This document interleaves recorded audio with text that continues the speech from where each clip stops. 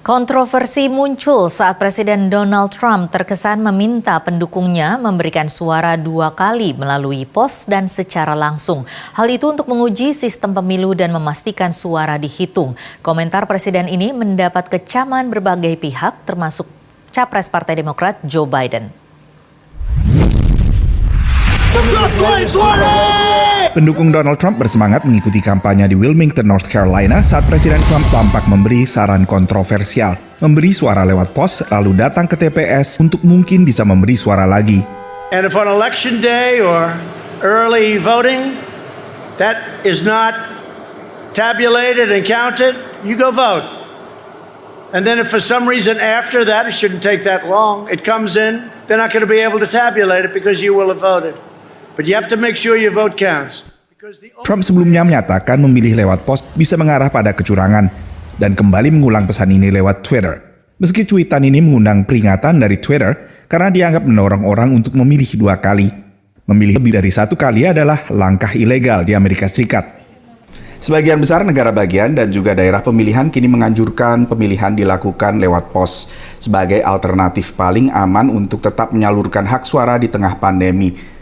Daerah khusus ibu kota Washington DC misalnya mengirimkan surat suara, formulir surat suara secara langsung kepada masing-masing calon pemilih terdaftar. Dan ini bisa diisi lalu dikirim lewat pos atau disampaikan secara langsung ke TPS-TPS yang masih buka.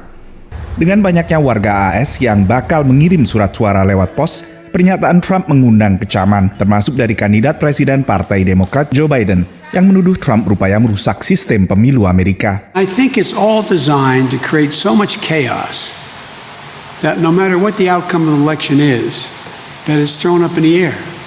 I mean, that must be his reason because, I mean, he says and does things that no other president that I'm aware of in American history has ever done.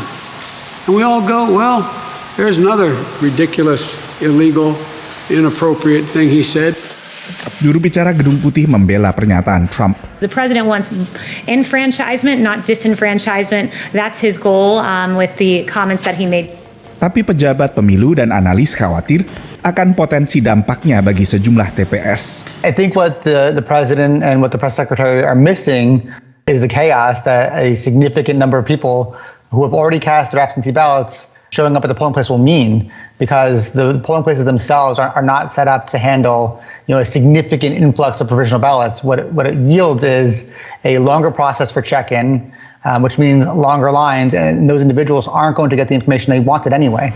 Facebook telah menurunkan video pernyataan Trump soal memilih 2 kali, kecuali bila postingan tersebut mengoreksi catatan seputar kecurangan pemilihan.